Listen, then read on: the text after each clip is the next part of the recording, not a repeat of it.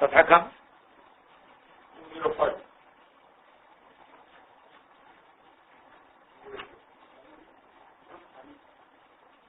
We finished أحكام اللقيط, huh? Yes. Today we'll talk about وقف عن الوقف. يا وين؟ Come closer يا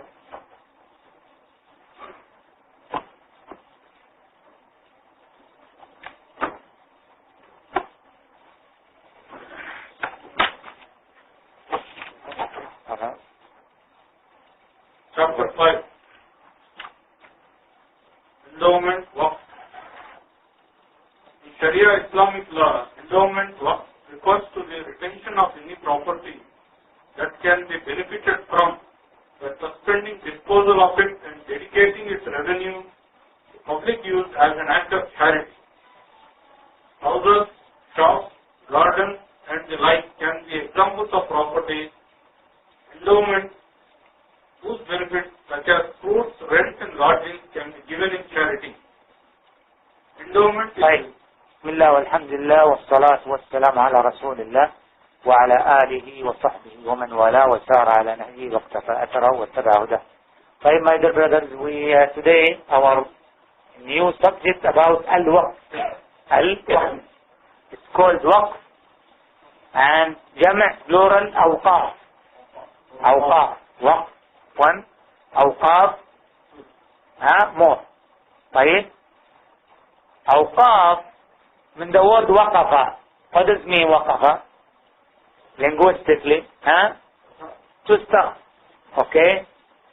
So, but here, this is to stop either to use this property for personal use. So he stopped from this for other reason. This is if we talk about the linguistic meaning. If we go to the Sharia meaning, which is endowment here, of referred to the retention of any property that can be benefited from by suspending disposal of it and dedicating its revenue to public use. Okay, you have a land, طيب, and you want to leave it as waqf. That you said, you come to people and said, look, this land I want to be left for somebody to build a masjid, for example. Okay? To build a masjid as waqf. Right. Now when you dedicate this, that means you give it and then you have no right to come back and take it back. Right? It's become now not yours anymore. It will be used and then in the anything which is benefit for the community. Either to build a masjid or to build a school, for example, or you have amara, that's many buildings, you have many apartments, and you said to your kids, your children, look, I will write this building as waqf, which means the revenue of this building, should be spent, for example, in orphans, or in da'wah, or helping poor, or whatever purpose. If you write it and you inform your children and you put it in your life, then it's not yours anymore. It's not yours. I mean, even your children, they may not be inherited. Right? Sometimes maybe you make it waqf for your own children. He said, I leave this for you, you should not sell it. Just leave it and you benefit from what? From the revenue that's come from this. So this is the point here of al-waqf. And he said, whatever come out of this waqf, it will be used for what? For public benefit, for serving the community. Now what's the hukum? Here's the hukum. Continue, please. Endowment is desirable in Islam and it is considered a pious act that brings man near to Allah. Right, so this is the hukum. Is it must? No. Somebody didn't even have, no must. how much money? We say that you have to make waqf in your life. ما هو لازم، ما هو واجب، ولكنه مستحب. It is مستحب desirable. So it's good that man will leave something. And it's coming inshallah in the hadith that whatever you leave behind, right? Like sadaqat jariyah. What does it mean sadaqat jariyah? Like this. Sadaqat jariyah, when you have waqf, a building that, it will, people, they benefit from, like orphans, like needy. Even after the person die, you will get the reward for whatever left in this regard. Now, as proved through authentic sunnah, to illustrate, it is stated in the two Sahih that Umar, may Allah be pleased with him, said to the Prophet, peace be upon him, O Messenger of Allah, I have a land in Khyber, which I prize highly. So what do you order me to do with it? The Prophet, peace be upon him, said, if you like, you can give the land as endowment and give its fruits in charity.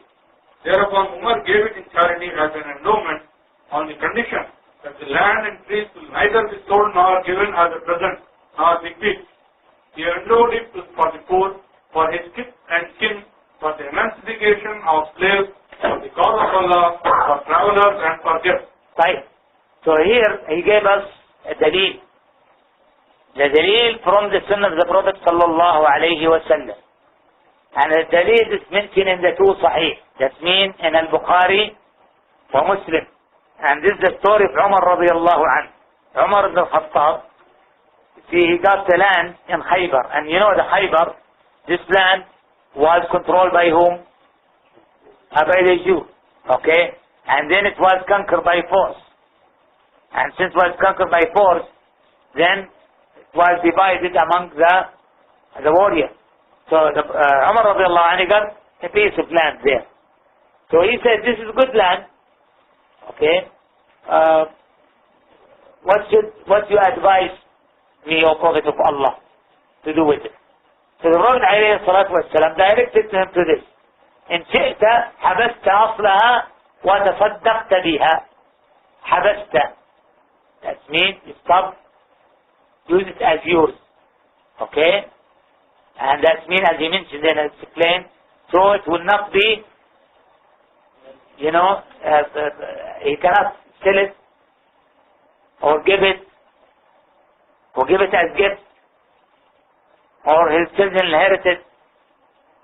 خلاص وقف, stop using this land, and whatever come out of this land or any income or revenue, then it will be spent on whatever the waqf decides. I mean, maybe he says, look, this land, whatever comes, spend it on orphan. Then we should respect his will. Okay? In da'wah, in teaching the Quran, right? In building the masjid, whatever. Nah. Imam Muslim also related in his Sahih that the Prophet, peace be upon him, said, when a human being dies, these come to an end except for 3 deeds whose rewards are everlasting: ongoing charity, knowledge benefited from by others, or a pious son who prays for him. نعم. هذا الحديث يا أخوان is very very important to memorize this hadith. قال عليه الصلاة والسلام إذا مات ابن آدم انقطع عمله إلا من 3: صدقة جارية أو علم ينتفع به أو ولد صالح يدعو له. طيب, let's take the first one. قال صدقة جارية, ongoing charity. طيب, how can you make your charity ongoing? How? If you put it in something that could be invested, like for example, you have a well of water, people are in need, there's certain area like in Africa or Asia, it's easy to get a well of water, and people are in need for water. And maybe this well will stay for how long? Maybe 100 years. The one who dig it or spends money to dig this well, die already. But whenever people they come and get this water, then he will get the reward for this. And you know how much great reward just to give water for the one who is thirsty. That the Prophet ﷺ reminded us about one woman, and she was wicked lady before, that she entered paradise for what? Just to give water for a dog. A dog. And she saw him thirsty, and there's another narration that it's about a man. Okay? So, look at this. So how do many people they benefit from this water? Okay, or land, agriculture, that means fruits that people, especially poor people, needy, they can get. And the second one called علم ينتفع به. And this is very important. If I'm not a scholar, how can I do this? By transmitting the knowledge. Okay? You know, like for example, you are recording something, a record, and then you pass it to others. And these people who get this knowledge, they learn something in you that they continue doing this all their life. Some people, my dear brothers, unfortunately in the Muslim world, they are ignorant. Ignorant in the basics. In the basics. Sometimes which is related to Aqidah. They don't know. So when you come and advise him, okay, and teach him, or transmit for him knowledge, as the Prophet ﷺ said in one hadith, فَرُبَّ مُبَلَّغٍ أَوْعَى مِنْ سَامِعٍ نَظَّرَ اللَّهُ رَجُلًا سمع مقالتنا فنقلها كما سمعها فرب مبلغ أو عام سامع أو كما قال صلى الله عليه وسلم. The meaning of this hadith, okay, that Allah, the Prophet is making dua for one. Who is he? One person that he hears a knowledge, hadith, the Prophet explanation, fatwa, whatever, and then he transfers it to others, transmits it to others. قال عليه السلام فرب مبلغ أو عام سامع. You don't know. Maybe this hadith that you memorize it as it is, but you transmit it to somebody who stay and think about it and get more deep knowledge than what you understood. Is the meaning مبلغ أو عام سامع. The one who, you know, God is through you, learn more than what you learn, even that you are the one who carry him to him this knowledge. And this is why, brothers, when you passing knowledge, good knowledge, it's very important. But at the same time, you should be aware of the type of knowledge and the necessity or how authentic the statement or the word or the teaching that you are transmitting. Be careful, especially when they're using the internet. Sometimes some brothers, unfortunately, even some Arabs here. So you send me, because I know they are nice people, send me hadith, which is fabricated. And be careful these days, the Shia try to throw in the internet many of these fabricated hadith. And the Christians, somewhat, especially the Arab Christians, they want to confuse Muslims. So they circulate many fabricated hadith. That even their one website, which is specialized in hadith, Al-Durra Al-Staniyya, you cannot imagine this, that he specified one section in his website, in their website, just to collect the circulated fabricated hadith in the internet. So sometimes when I get any hadith, it looks not authentic. First of all, I check there. I found it. Okay, if I didn't find it there, then I check in the hadith, the books of hadith. So be careful, don't forward whatever comes to you. Okay, unless you know the source. You got fatwa. Okay, where is fatwa you got it from? Is it from Shia website? Okay, from other websites that people they are not known or from authentic website. And this is why every one of us, he needs to have certain, a list of this authentic website and keep it in his papers and tell people about it. And that's enough. You don't have to know all the authentic websites in the sermon. To know 5 or 10 or less, one in the hadith, one in fatwa, okay, websites of some of the shaykh, ulama, that's it. You stay in roaming and go around and you get this. Right. The third one was أو ولد صالح يدعو له. ولد صالح. Pious child. Right. So when the person dies and he raised his children in the right way, righteous children, they will become righteous people. They go to Salah, they doing their duty with Allah. They will make dua for him. But if he let them just feed him like feeding animals, just body, without caring about their education, when he dies, they will forget him. They get the money, the inheritance, and then they forget. Because they don't pray, they don't, how come they will dua for him? Right. What's the relation between these three? Why the Prophet ﷺ said, انقطع عمله إلا من ثلاث.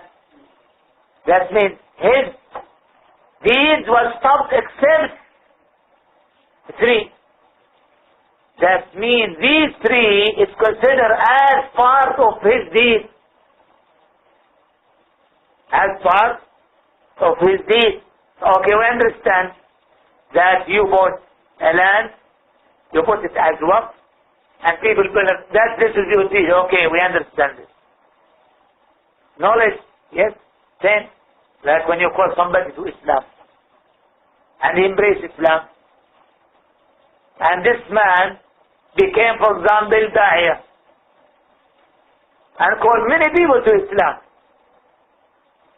He and whomever that he called to Islam, whenever they do anything good in Islam, you will get copy in your Europe. And this is why the Prophet ﷺ said, لأن يهدين الله بك رجلا واحدا خير لك من حمر. Is it not that I go to call non-Muslims? No, but also Muslims, they need advice. The person who doesn't know how to pray, teach him how to pray. Whenever he pray right, then he will get reward for this. Somebody that he doesn't know how to recite Al-Fatiha, a new Muslim, or he's not learned person, and he spend some time to train him to write Al-Fatiha, mashallah. Every time he pray or recite Al-Fatiha, he will be rewarded for it. So it's your deed. Okay. How about the kid? The kid is the individual, independent person. How come you get to his deed? Because the kid himself is your deed. Right or not? You are the one who raised him as righteous person. So what he's doing is the fruit of your education. Your education. And this is why, my brothers, many people, unfortunately, they care about the education of their children for this world, and they don't pay that much attention for their religion, the deen. You want to be successful here, a doctor, an engineer, whatever. Okay? But, as a Muslim, he prays, doesn't pray. When he grow up, he will know. He will learn. He said from the beginning, he will train him. قال عليه الصلاة والسلام كلكم راع وكلكم مسؤول عن رعية. فقال سبحانه وتعالى يا أيها الذين قوا أنفسكم وأهليكم, yourself and your family, نارا وقودها الناس والحجارة. So when you raise a good child, in fact, after you pass away and leave this world, these children is your, the fruit that you left behind. So they will make dua for you. Now, Jabir, may Allah be pleased with him, said, all the which of the Prophet's companions gave endowment. Al-Qurtubi, may Allah have mercy on him, said, there is no disagreement among the faqirs on the permissibility of endowing garages and mosques. طيب Let's say جابر about other property. جابر رضي الله عنه قال لم يكن أحد من أصحاب رسول الله ذا مقدرة إلا وقف. Anyone who is able among the companions of the Prophet he is able to have waqf, then he did. And nowadays we can. Right? Yes, you cannot build a building, for example, too much. But now you can put a share. Like for example, I'll give an example, if you are interested. In our center, our center. Now we are planning to build a building. We have the land, and it will start, inshallah, maybe this month or next month, we'll start the building. You can share with 100 riyal, like stock market, but the market of the akhirah. Okay? So you can make, for example, 100 riyal in your name, in your father who passed away, in your mother, and somebody, loved one, instead of giving somebody a gift, then or no, give him a receipt that I made work for you for 100 riyal. As long as this work, this building, and whatever come of this building, when this, will be rented, okay, all the income that's come from this building will be spent on what? Will be spent in da'wah, printing books, teaching people, either Muslims or new Muslims. So this is one example. Okay, you can see this if you visit our sister, or you can share in many other Muslim charitable organizations, like in your country, for example, if there is a place for orphans that you can support them, for example, support clothing of the children, okay, food, anything that you can do. Unfortunately, many people, they spend money only in masjid. Build masjid, that's great. But sometimes, you find many masjids closed, and one of them is enough for the community, or two. So instead of dividing the community in groups, and then one masjid can contain them, this money, you put it in something else. You can put it in a school for orphan or for needy. Okay? So all of this are good. So you can do even very small things. The important thing is what? The intent. If you can't pay because you don't have enough money, at least make what? Make share or publicity for this book. Tell people, there is work, there is building, they are building for da'wah. Okay? And you can go to a center, for example, as you did our center, if you like, there is a brochure, they prepare it, tell people, and you can take some of these and give it to some people, some people in your company, for example, sponsor, that he's a good person, and he's willing to share or give for da'wah or something good for the Islam and Muslims, prepare it. But be careful, it's very important also, not to put your money in something you are not sure about. Okay, because there are some center, some organization which is not doing the right thing. So we should be aware of this. Now, Al-Qurtubi, may Allah have mercy on him, said, there is no disagreement among the faqirs on the permissibility of endowing garages and mosques, yet they differ about their property. Now, this is the third, he's talking about what? Al-Ijma'. When he says there's no difference between Al-Imma, between Imams, that means this matter is what? Consensus, Ijma'. The Muslim, there's no question. They said, no, this matter has, two different views. No, there's only one view regarding this. All Muslim Ummah agree. And this, my brother, is very, very important. One of the good things about Muslims throughout history, that they have, that there, for example, Makkah and Medina before, a house around the masjid, around the haramain, the people they come, they don't pay money. Not like these days, there's a hotel and you have to pay. And this is why when they started to expand the masjid, they looked at the building around, some of them they found it worked. Okay, for the haram. The people before they built the building and they said, no, leave this for visitors of the haram, so they can sit and live and stay. Okay, and something like this. Now, the donor of an endowment must be legally qualified to manage his own property. This means that he or she must be free, adult and sane person. Thus a child, a foolish or a weak-minded person or a slave is not legally qualified to grant an endowment. right. So this is the condition. And this is the same condition of other things which deal with dealing and money. Okay? Like buying and selling. So jaiz al-tafarruq, that means he is permitted to use this money. Balighan, that means he is old enough. He reached age of it, not the child. The child will come, even he is, for example, like an orphan who inherited, let's say, 10 million. And he is 5 years old or 6 years old. And we come approach him, I say, Allah, you got 10 million, just give us 2 million to have work now. And he said, okay, this waste will not be taken. Why? Because he doesn't know of what he's doing. When he reaches the age of it, then the abortion or convention. So this is balagha. Hurran Rashida. Hurran, free person. And here we'll talk about hur.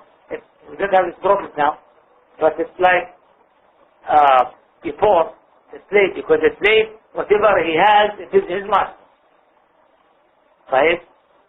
Another example, right? For example, these days, if you are assigned as the manager for a company, okay, or a keeper for whatever in the company, like mustawda'at or whatever, and you have many things. Even the company, they don't know about books. They said, these books, no need for it. Take it, put it, book in the library of the masjid. Are you allowed to do this? No, it's not. Why? Because it's not yours. It's not yours. You were entrusted in this place. You can approach the company management, tell them that we have many books here, okay, and if we left it here, the storage will be destroyed. I suggest that we give it to Islamic library or school or whatever. People benefit from it. If they approve it, then that's fine. If they don't, you don't do it yourself. Right? So this is as-safi, the minor. His thinking. That means he doesn't really understand the result of his action. Right? And this way I give an example which is funny, but subhanAllah, to show you. The other day I was in a masjid and there's one man, he's not, stable. Sometimes he's okay, sometimes and he collects money from people, and people, they give him riyal. So he came to one poor, he was sitting by the door, and he said, you want riyal? Poor person, he doesn't know him, he looks nice. He said, yes, jazakallah khair. So he gave him riyal. Okay? And then after that, he went out, and then after 5 minutes, he returned, give me my riyal. The man was surprised, how come you give something kind of thing? But because so the same thing, if somebody is not, able to think in the right way, that means he will go to work today and the following day or next month, or he will cause you trouble. Right? So it's very important. An endowment is established through either of the following two ways. 1. Verbal indication of endowment, such as saying, I endow this place, or saying, I endow this place to be used as a mosque. نعم. So, ينعقد, that's been established. خلاص, it's become as decision. You cannot return in this. If you say, وقفت هذا المكان, وقفت هذه الأرض لبناء مدرسة. I endow this place or this land to be given to build a school. Then you have no right to return in your decision. Right? By word. Right. Here you can specify or you can leave it. Maybe you can give it to people and you said, okay, please take this land, take this car, take this, use it in the way that you think it's serving Islam or Muslim, for serving you in dawah. You give them open check. Right? Or you say, no, please, I give you this car as waqf. But I want you to sell this car, right? And whatever money you got from this, put it in the waqf of this building. Then people who receive it, they should what? They should fulfill whatever the waqf, the one who puts this endowment, wants. Now, Second, actions that indicate endowment according to common convention, such as turning one's house into a mosque and giving permission for people to perform prayer therein, or turning one's land into a cemetery and permitting people to bury dead persons therein. yeah, now he didn't say anything, but by action.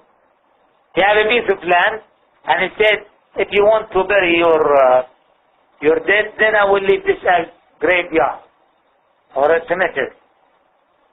He cannot later on say, well, I changed my mind, take your dead.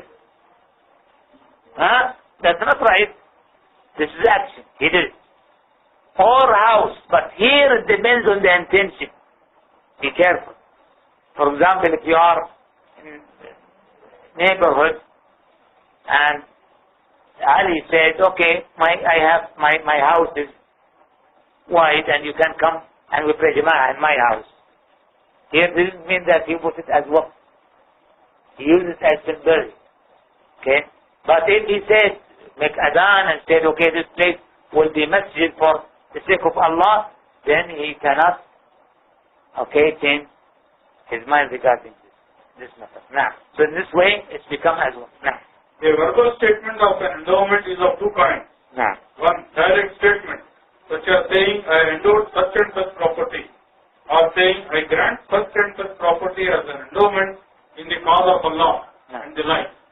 There are different statements that have only the meaning of granting endowment. When a donor just utters such words, his endowment becomes valid if it meets the necessary conditions, and he does not need to say any other formulas or confirm the endowment. right? So, this word is known already. Right? It's known.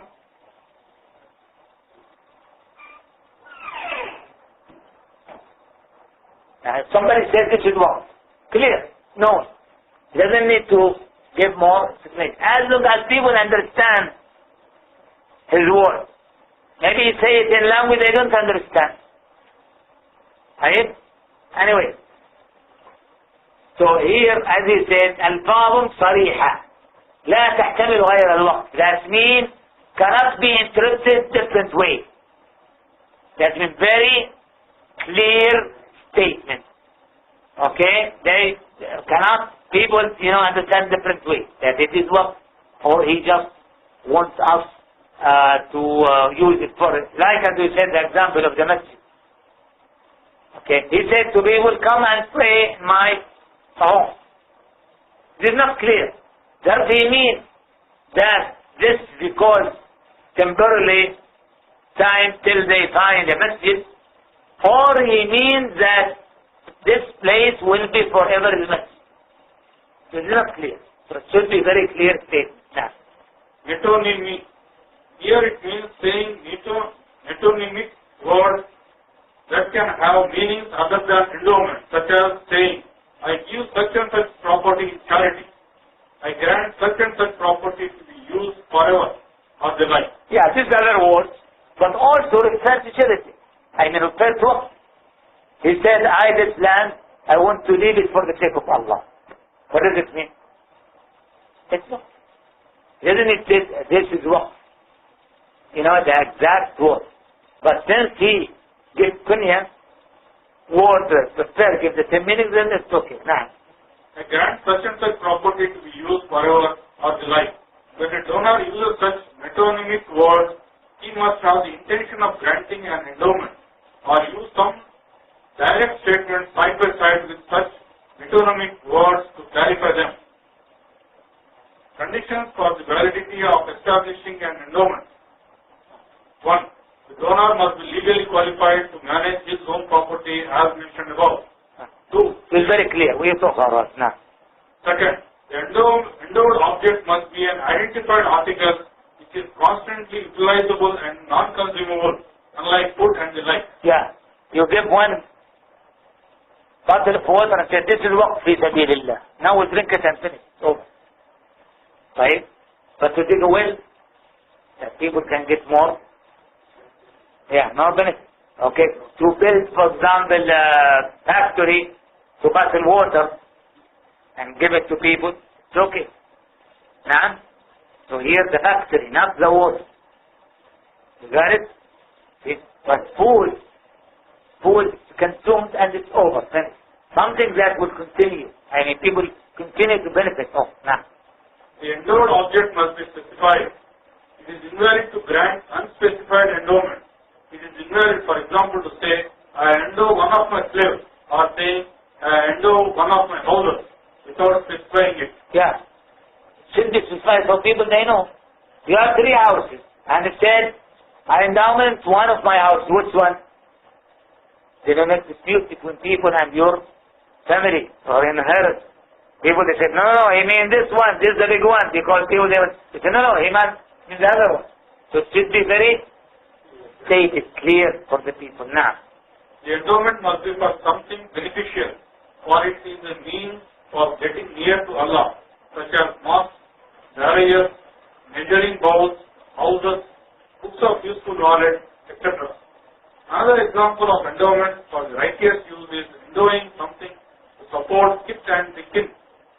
Accordingly, an endowment is invalid to be made for temples of disbelievers, for books of disbelief and atheism, or for fighting or incensing shrines, or providing food and water for the custodians of certain graves.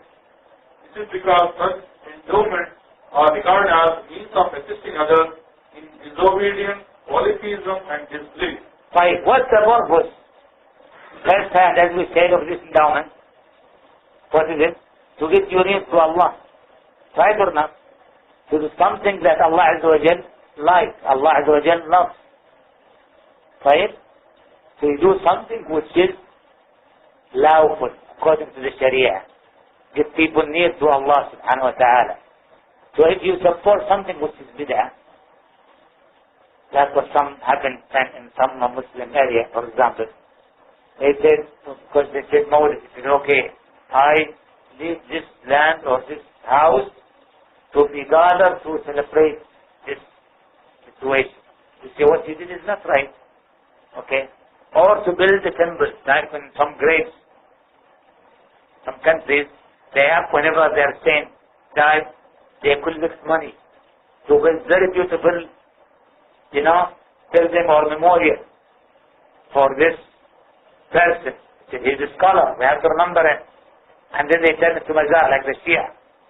It's not lawful. Now you are, Allah Azza wa Jalla said, وَتَعَاوَنُوا عَلَى الْبِرِّ وَالتَّقْوَى وَلَا تَعَاوَنُوا عَلَى الْإِثْمِ وَالْعُدْوَانِ. Anything which is cooperation is to join what? Good. And righteousness. Not to do something which is the opposite. So the waqf, since your purpose is to please Allah, then you should do whatever Allah loves and Allah wants. And be careful about this. When you give your money, okay, or your land, or supporting school, you make sure to whom you pay your money. I like to give you an example. in New York, for example, this long time ago, more than 25 years ago, and at New York airport, there is a group who wear very beautiful clothes, too, white too, okay, and umama.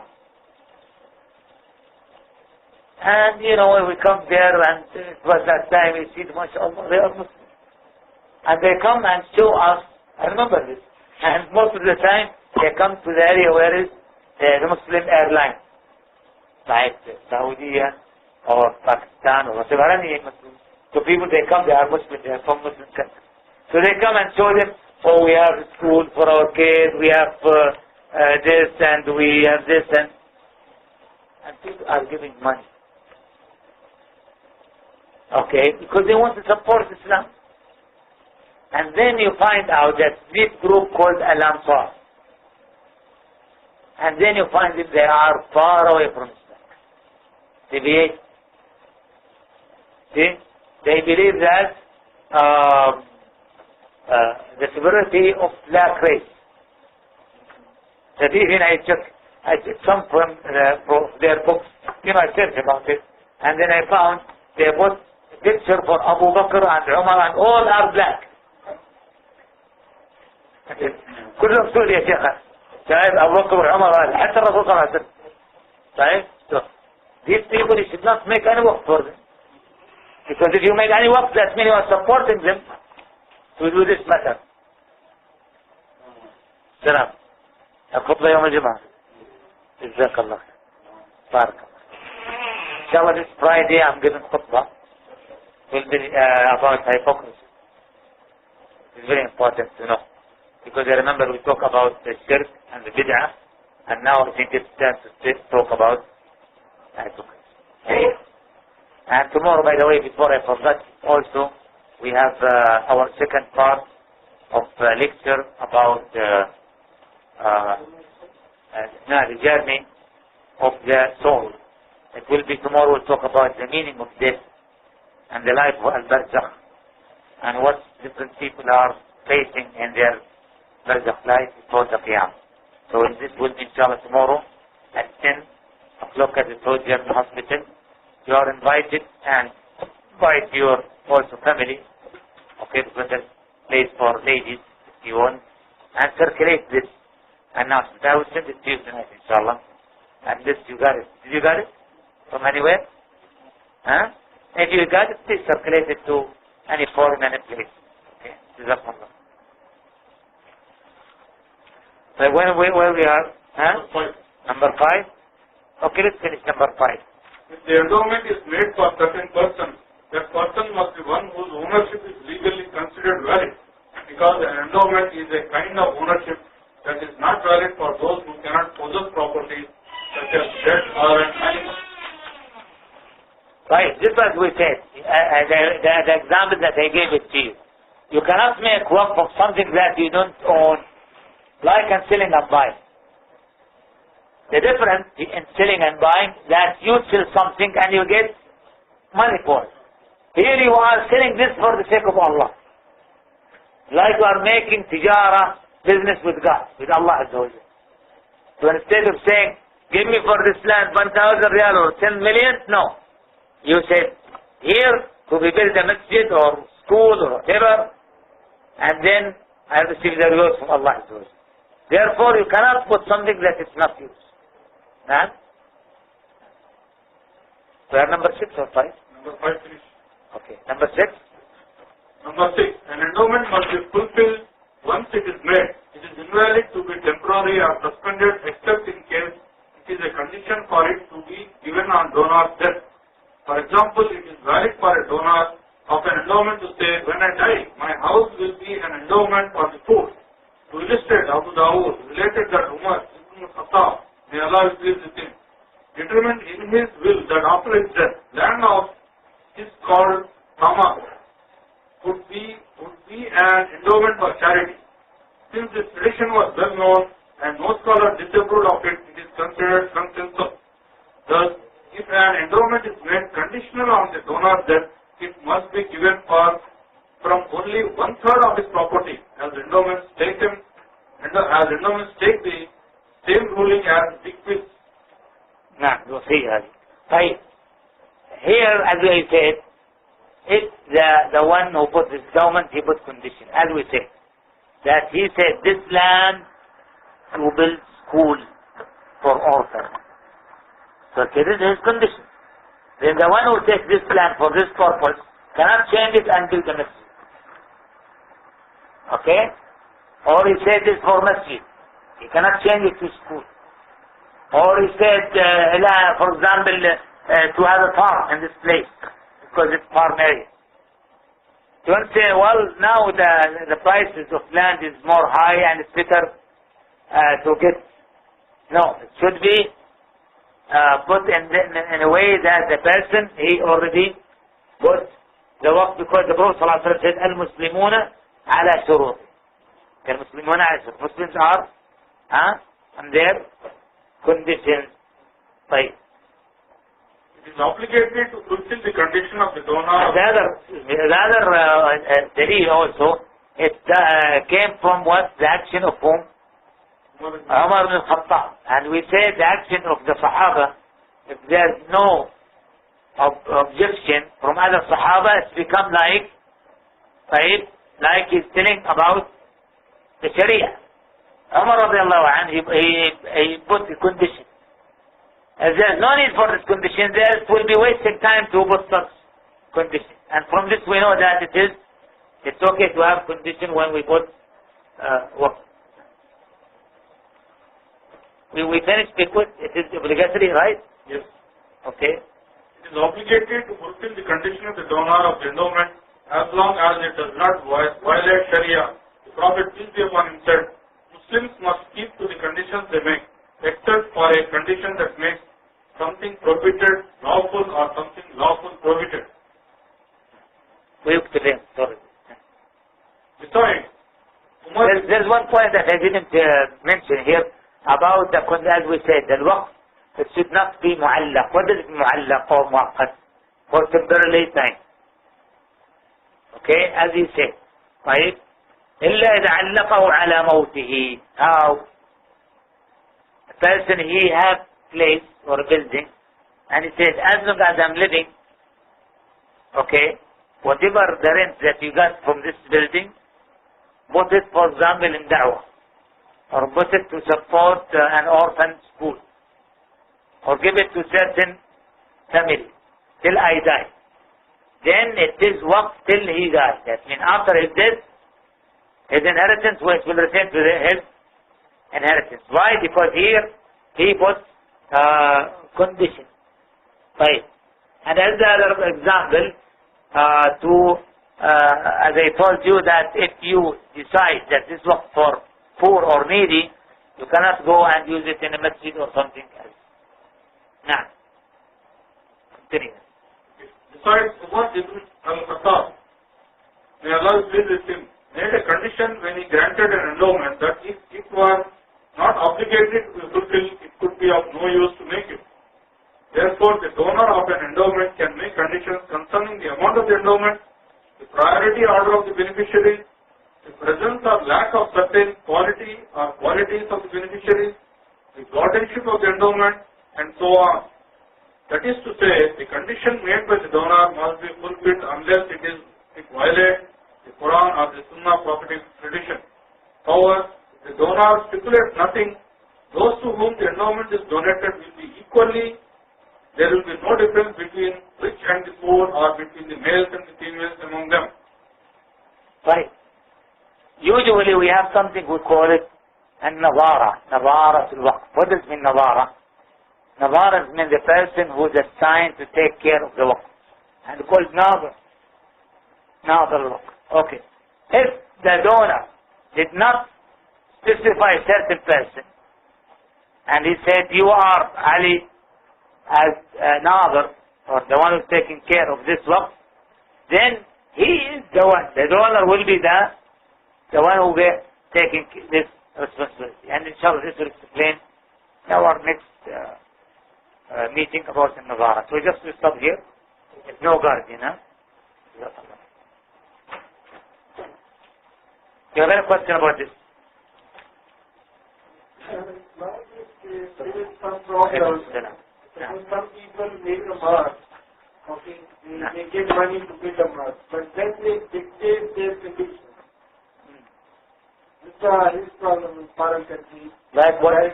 What they dictate the conditions that say here only this Ticarah can come, only this text can come, other people will not be allowed, only Imam should be Hanafi, Imam should be like this. These are the things, like this. Allah, so it depends on the situation. Okay?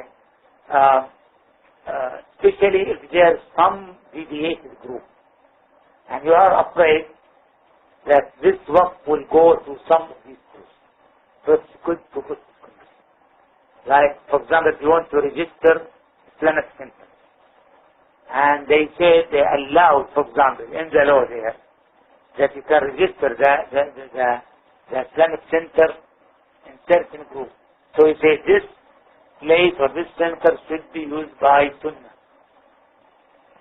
Okay? Then it's okay. Why? Because you have to protect the right here. Otherwise, it could be taken by Shia, by some people who are deviating. How is that? But you see, to say about Hanafi and Maliki, this is ignorant. Because those ulama, al-Sunnah, okay, either Hanafi or Maliki or Hanbali, there's no big differences between them. It is very minor. If you check, believe me, the differences between these four imams, most of the time it is in the Sunnah. Most of the time. There are some things which is, some consider wajib, some consider Sunnah, but it's very minor. But the basic belief, there is no difference. You will not find in Aqidah, matter of Aqidah, any difference between any of these four imams. Never. Never. See? Nobody approved any which is contradict with the Aqidah or approved the Bid'ah. Okay? But, so here it depends on that what kind of condition. Huh? In our place, there are a lot of, Islam. Yeah. There are a lot of property as well. Okay. But it's not properly managed. Okay. People grab the land, they use it. This is haram. If you know that this is what, okay, you cannot take it. And here, this is a problem of the Muslim when they forget about this. And this is why there is need for Nazar al-Waqf. What code is there, but all corruption, That's the problem, okay? But should be registered. Before they don't have like restriction like this thing. Yeah. But now, for example, this land, you register it as Waqf for this purpose. Okay? And this is why now they, in some Muslim countries, they have this ministry of Awqaf. I don't know if Pakistan there are. Huh? Huh? Yeah, Waqf board, whatever. Okay? Or with Mufti, the Muslims there, minority there. See, they take care. And the Muslims should register their Awqaf. Otherwise, it will be taken by others. Because they will come and say, is this yours? No, it's not mine. This is Waqf. Okay, they will take it. The government will take it. But it was registered, then the Muslim, all of them, they can object. Or their authority or their representatives, they can object. It was used in other purposes. Huh? See you, inshallah. Tomorrow you can come, otherwise you see you.